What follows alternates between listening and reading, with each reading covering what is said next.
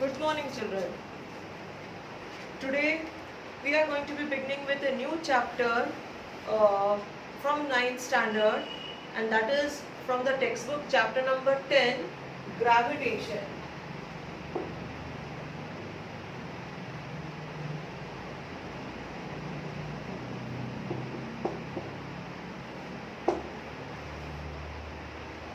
Children, when we talk about gravitation, we all might have come across the word gravity. We might have heard that story of Isaac Newton, that he was sitting under a tree and an apple fell down on his head, and that led to the discovery of gravity. Now all these are the stories, and all these are actually the concepts which are related to this chapter of gravitation. Now what exactly do we mean by the gravitation? First of all, we need to understand that it's a force. Okay, it's a force, and whenever we talk about the concept of a force, we know that if force is applied to an object, it can be set into motion, or if an force is applied to an object which is moving, it can be made to stop. Okay, and this is a common observation. Like if suppose we have to pedal our bicycle much more faster, we start pedaling it much more faster. Our bicycle is going to be covering the distance in a shorter time. But when we talk about that, if I have to be stopping the bicycle, then I am going to be pressing upon the brakes, means I am applying some force to it, and with that force, the cycle, means the speed of the cycle, it can be reduced, or it can come to a standstill, means it can come to a stop also. Means we need to understand over here that force is that physical quantity which is going to be setting the things into motion. So what exactly is motion, and which motion is it that we are talking about over here today? Here we are talking about the motion that is associated, let's say, with things falling down.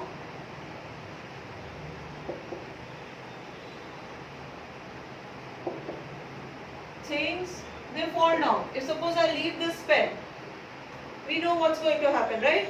It's going to be falling down. Where? It's going to be falling down on the ground.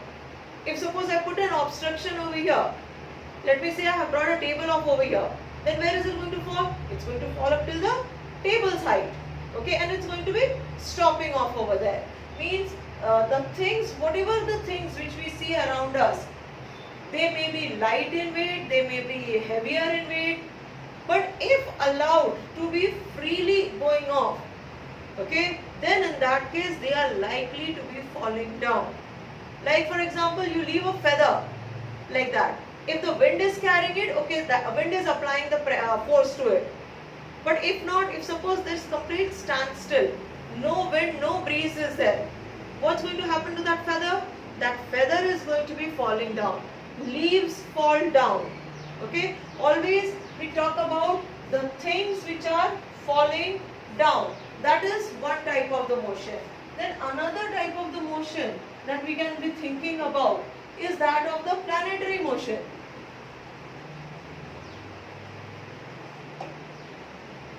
Okay, now planetary motion, we understand it, children, very well, that sun is the center of our universe, and then all the planets, they keep on moving about it in their own individual orbits. Okay, so each individual planet is moving around the sun. Okay, now here we have to understand that we are having our own natural satellite, like that of our moon. If this circle is representing Earth, then we know there is this as our moon which is going around the Earth. Okay, now if we are saying that the things are falling down, or the motion of the planets is there around the sun, is there any force which is working upon it? to keep them in their own places? Yes. The planets, we know that they keep on revolving around in their own individual orbits. 8 planets are there. The path does not cross. Okay, each one of them is going to be having its own elliptical orbit in which it is going to be moving around the sun. But the orbits, they are never going to be crossing each other. Why? Or 2 planets are not going to be having the same orbits. Now all this means we are talking about a particular specific distance which each one of them is maintaining from the sun. Same way, when we talk about the earth and the moon as the satellite of the earth, we find that the moon is going around it. Okay, moon is going around it, but at a specific distance. This distance, it more or less remains same. Now, why I am using the word more or less? Because we have to think about earth as an elliptical object. Okay, it is not perfectly round in shape. The height at the poles, it is much more rather than at the equator. Okay, so over here, if suppose this is the pole, North Pole, South Pole, this much distance is going to be more compared to this distance. Okay, so over here, when we talk about any object which is moving around it, then if this moon is moving around it, if suppose it is going to be crossing nearer to the poles, then it is going to be much more nearer. Okay, so we say that as perigee. And then again there is something which is apogee, means which is furthest away from the earth. So sometimes the moon is going to look very bright to us. Sometimes it is, although it can be a Purnima day, but still it can be a sort of a dimmer moon can also be there. But basically what we are arriving at over here, the concept that we need to understand is that the 2 objects, earth as an object and moon as an object, they are maintaining their distance. Okay, if they are maintaining their distance, then why are they able to do that?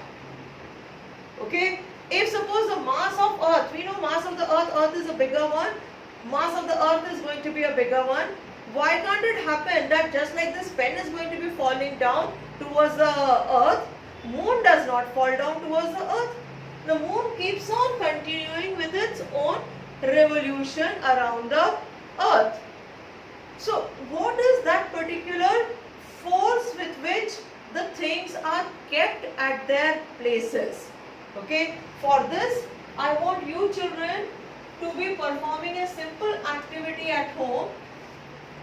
You can be taking a small piece of, let's say, a stone, and then if let's imagine that this is a stone tied up with a rope. Okay, and then give it a brisk rotation like this. Keep on giving it like this. Okay, we find that this stone is moving in such a type of an orbit. Okay, but then the moment we try to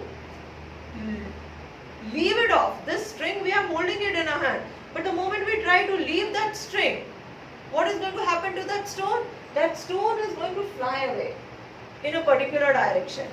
If suppose we are giving it like this, the motion is like this. Okay, that is in a clockwise manner. And then at this point, if I am leaving it, it's going to fall off in that, or it is flying off in this particular direction. So why is it flying? Why does it keep continue going like this only at that particular distance of the rope?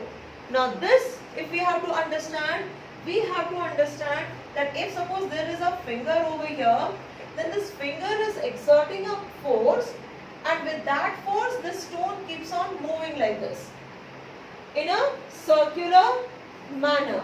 Now whenever any object is moving in a circular manner, a point that we have to be remembering is that circular motion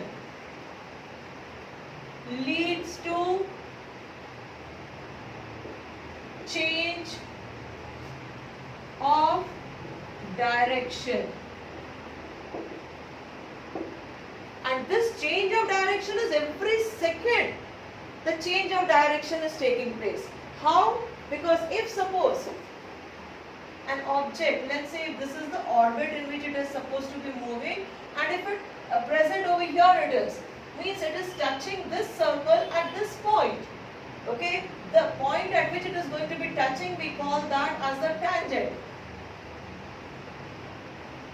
Okay, so we can say that the direction of the motion is like this. If suppose it has come up in this position, then this is the point of contact over here. So we are going to be drawing a tangent over here like this. Means now it is moving in this direction. So at every point on this circle has a measurable number of points. So over here, whatever the point which you select, the direction of motion is going to keep on changing. That is one thing that we need to be remembering. Then another thing associated with this is that if the direction changes, then the velocity and consequently its acceleration also changes. Okay, velocity is going to be changing, acceleration is also going to be changing along with that. And I think so our concept of velocity and acceleration from the previous chapter, that is chapter number 8, I think so this must be clear to us. What do we mean by velocity and what are we talking about as the acceleration? So over here also, when this stone is rotating, at every point it is experiencing a force from these fingers, means the force is pointing towards the center. Okay, and then at every point it is going on changing its direction. That is one thing. Now if suppose from this finger we have loosened up the string, then what's going to happen? This stone is going to, if suppose at this point it's going to fly off in this direction. If suppose the stone was at this point when we left out from the finger, it's going to fly off in this direction. Now for the moon, does this ever happen like that? That the moon has continued in a particular direction only? No, moon continues its journey around the earth. This is possible because towards the center, means over here, now let's imagine that this is our earth. Towards the earth there is a particular force which is acting, and that force which is acting towards the center. Okay, yeah, let's imagine that earth is at the center of this circular motion. Then if the force is directed towards the center of that particular motion, it is called as centripetal force. Okay, centri means related to center and petal means directed towards the center. Okay, so we say that this moon is going, so long as the centripetal force is going to be working, the moon is going to continue its journey around the earth. Now over here another question arises. That means that if this moon is attracted towards the earth, is there an opposite type of force also acting? What I am trying to say is, moon attracted towards earth, or earth attracted or attracting moon. Okay, earth is attracting the moon, means earth is at the center of that circular motion, and the force which is acting towards the center on behalf of the moon, it is directed towards the earth. Okay, that is what we call it as the centripetal force. Now if earth is attracting the moon, is it also a case that moon is attracting earth? Can there be a force which is acting in the opposite direction? Yes. If this is earth and this is the moon orbit, then there is a force which is acting in this direction. There is a force, attractive force, which is acting in the opposite direction as well. Okay, and actually this moon attracting the earth, this is the reason why we see the tides occurring. Okay, many a times in the coastal areas we talk about the terms that today there is high tide, today there is low tide. Now what is this and what causes this? It is the pull of the moon. Okay, moon is also trying to pull the earth towards itself, just as earth is trying to pull the moon towards itself. Okay, now the two forces, as long as they are balanced, the moon keeps on moving around it, and we don't see any ever time that the moon has come nearer to the earth or it is going to come and land upon the earth itself. Then the question arose that, okay, understood, alright, fine, that moon is attracting the earth and the earth is attracting the moon. Is it this attractive force? Of course, this attractive force is what we call it as the gravitation. Alright students, but this gravitation, is it just restricted to moon and earth only, or any object which is falling down over here? Is it just that much only? No. Here comes the universal law of gravitation. Okay, now let us look into what is that universal law of gravitation.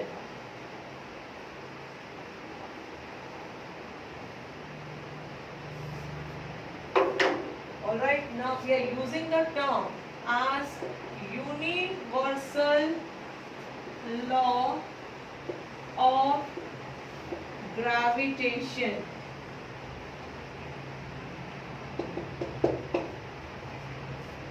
Now law, we understand that law means it is going to be common for everybody. Nobody is going to be above the law. Okay, just as like if we say that in India we have to walk towards the left side of the road, then everybody follows that. Every vehicle, every pedestrian, everybody is going to be moving towards the left side of the road only. Why? Because that's the law. Means there is a universal acceptance of that. So over here also, when we are saying law, and that too it is universal, means that this law is applicable to every object which is present in the universe. Okay, every object present in the universe is going to be following this law. Law of what? That is this law of gravitation. Now this law of gravitation is suggesting to us that any two objects, okay, let us say there is this object as A and this object is B. Okay, so over here, this is its center point. Okay, this is object A, this is object B. Now according to this universal law of gravitation, it is stating that any two objects in the universe, when we say, it can be any celestial body, it can be an asteroid, it can be between two planets, means any two objects, or between earth and another object, earth and we human beings who are standing on the earth, means any two objects under the sun or in the universe, we can be thinking about that. Any two objects, if they are there, then they are mutually attracting each other.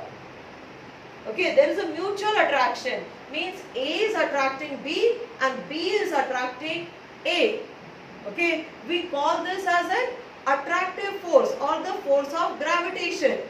Okay, we call this as the force of gravitation or gravitational force, whatever the term that you want to use. Force of gravitation. Okay. Now what is this force of gravitation, on what factors it is going to be depending? Let's say the mass of this object, let us say this is capital M, while the mass of this object, we say it is small m.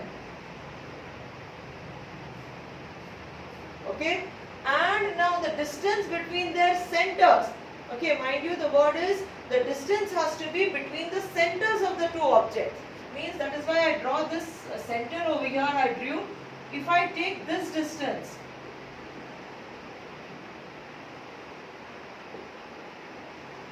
Okay, let us say this distance between their centers is d. Okay, then according to this universal law of gravitation, the force, let us keep this as force of gravitation as F. Force is directly proportional. That means the force of gravitation or gravitational force is directly, this is a symbol for direct proportionality. Okay, proportionality. Okay, F is directly proportional. Proportional to what? The product of the two masses. Okay, that means M into M. M, this M, it's the mass of A. This M, it's the mass of B. So we take the product. Okay, means F is directly proportional. Now we need to understand what do we mean by direct proportionality. Okay, we are saying, we are using the word direct proportionality. Direct proportionality, when we are saying, we have to understand that if this is our left hand side and this is our right hand side, any quantity on the right hand side, if this increases, then the quantity on the left hand side also increases. Okay, this is what we call it as direct proportionality. Means if these masses are increased, then what's going to happen to the force of gravitation? This force of gravitation is also going to be increasing. Okay, now if you have to correlate this to something, then you can correlate it to the amount of knowledge and the age. Okay, we can say knowledge is directly proportional to the age. And I think so you all children are going to agree with me over here that as we keep on growing older and older, the amount of knowledge that we keep on acquiring, it keeps on increasing. Like all you children are right now there in 9th standard. Can there be a comparison between the knowledge which you possess and the knowledge which is present, let's say, in a first standard child? No. Why? Because first standard child, since the age is less, the knowledge is also going to be less over there. Okay, so knowledge and age, direct proportionality. Same way over here also, force directly proportional to the product of the masses of the bodies. That is our first equation. Then at the same time, this force is also now indirect proportionality.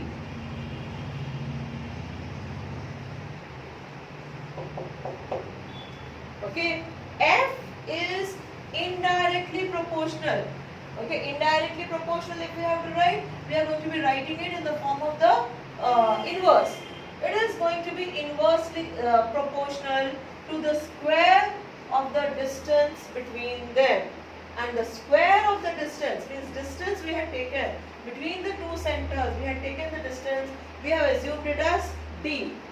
Okay, now if d is the distance, then it is inversely proportional to the square of the distance between the two.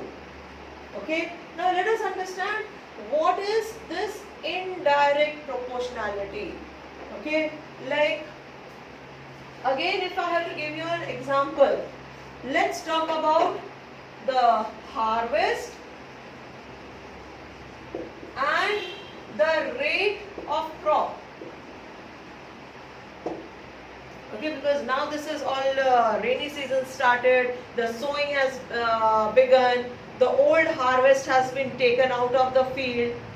So let's think about how much harvest has been taken and what is the rate at which that crop is going to be sold. Okay, if this harvest is good, okay, or if this harvest is too big, okay, or a bumper crop we got, then do we know what is going to be the rate of that crop at which it is going to be sold, at which rate we will be able to go and buy it? That rate is going to be low. Okay, why? Because there is so much of the harvest, so much surplus is present, and whenever there is a surplus, the rates are always going to be going down.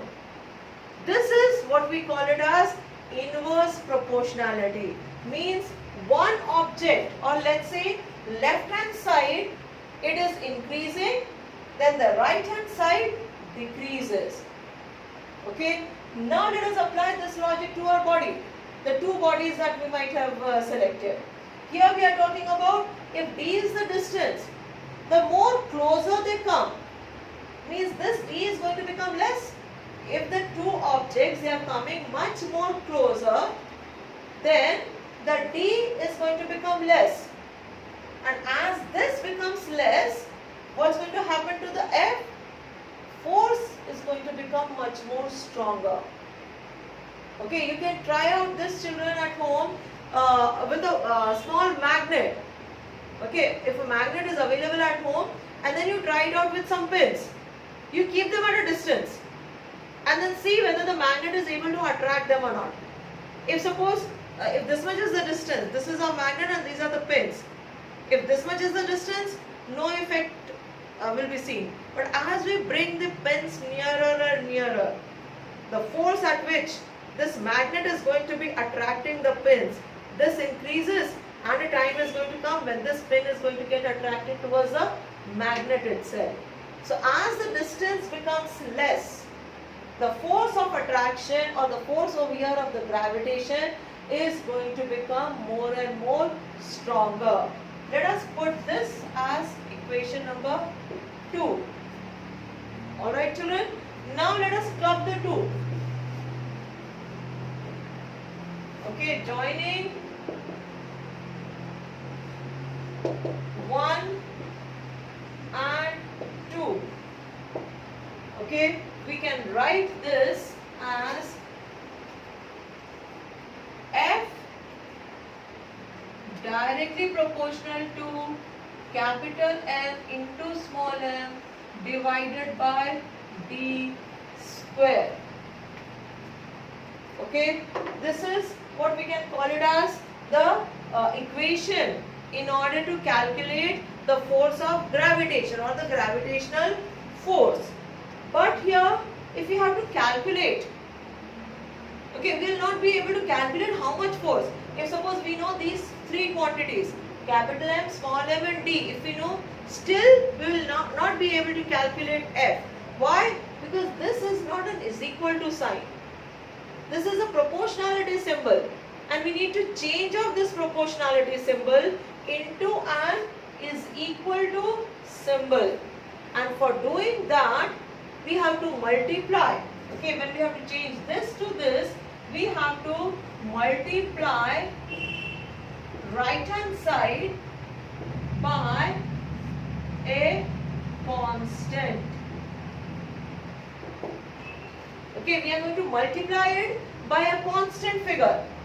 Okay, now that constant, the value of that, it is going to keep on changing depending upon what exactly are we trying to talk about. Means what is the quantities which are present on the right hand side and what quantities are present on the left hand side. Accordingly, this value of the constant, that is going to be different. The name of that constant, that also is going to be different. But the operation that we have to be doing, remember, that operation is going to remain the same. What? We have to multiply it. Multiply it where? Multiply it to the right hand side. So now here we select G as the constant.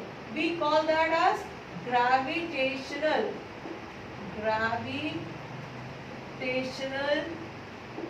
constant. Alright, and we call that as, symbolize it as capital G. Okay, now let us see further what's going to happen.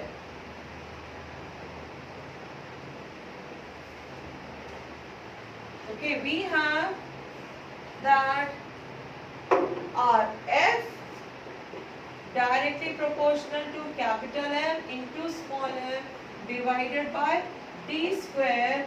Now multiply right hand side by g. What is g? G is a gravitational constant. Then now we'll be able to convert this into an equal to sign. So F will be equal to, now G, that is our gravitational constant, into m into small m divided by d square. Okay, this is the equation that we are supposed to be using for calculating the force, that is the gravitational force which is going to be attracting the two objects one upon other. Okay, the one attracting the second one attracting the first one. This is going to be giving us the value for that. Okay, that is the gravitational force. Now from here, if I have to find out what is going to be G, okay, G from here, can I write this as F into d square divided by m into small m? Understanding, children, what we are doing? We are taking this as cross multiplication. Okay, so F into d square, then we are left with G into m, and then I need to find out what is G. So F into d square divided by m into m. That is going to give me the value of G. Okay, that is a constant. Now we are going to look into what is going to be the unit of gravitational constant. Okay, unit of G. Okay, the unit of G, if we have to look into, then let us put the units in which we are going to be utilizing these quantities, and that to the SI unit. Okay, so we know that G will be equal to, now F that is force as a SI quantity. Okay, SI unit of force, that is our Newton. Okay, so F, wait, let us write it first of all. F, we take it in Newton. Right, children? Then what about D? D, that is the distance. Distance is being given always as a SI unit. It's going to be given in meters.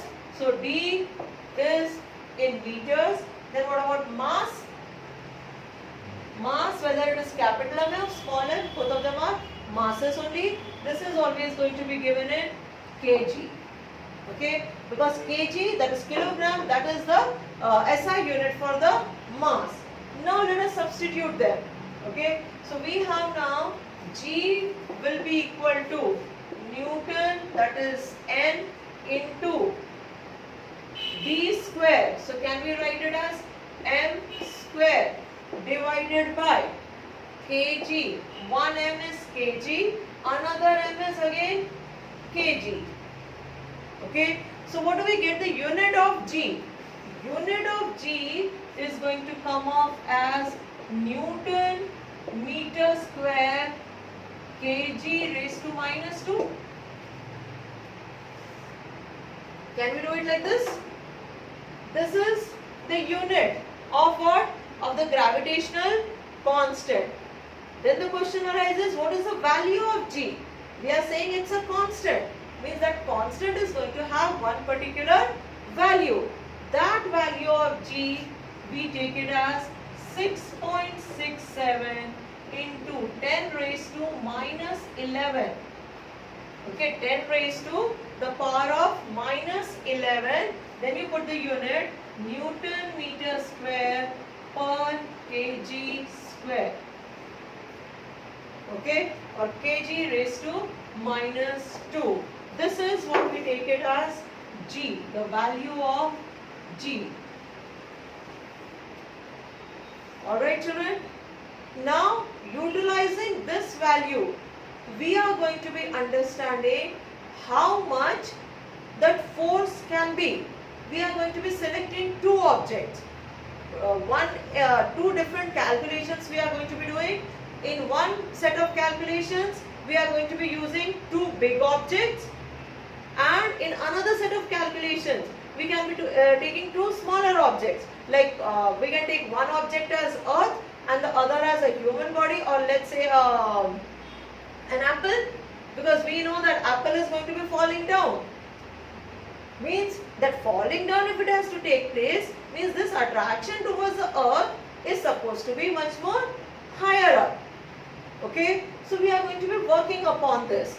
But for the time being now, I hope you children are going to be going through this much part in your textbooks. Try to understand what is gravity. Try to understand what is the universal law of gravitation.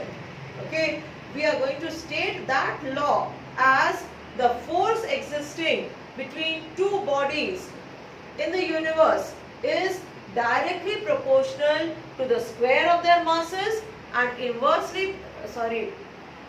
is proportional to the product of their masses, and it is inversely proportional to the square of the distance between the two objects taken from their centers. Okay, this is how we state the universal law of gravitation. Our formula is this.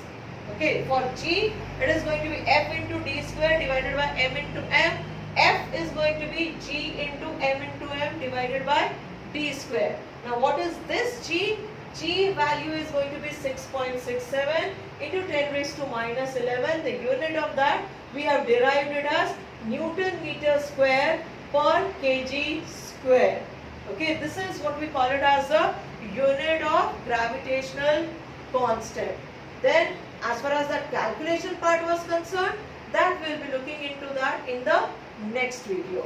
Thank you children.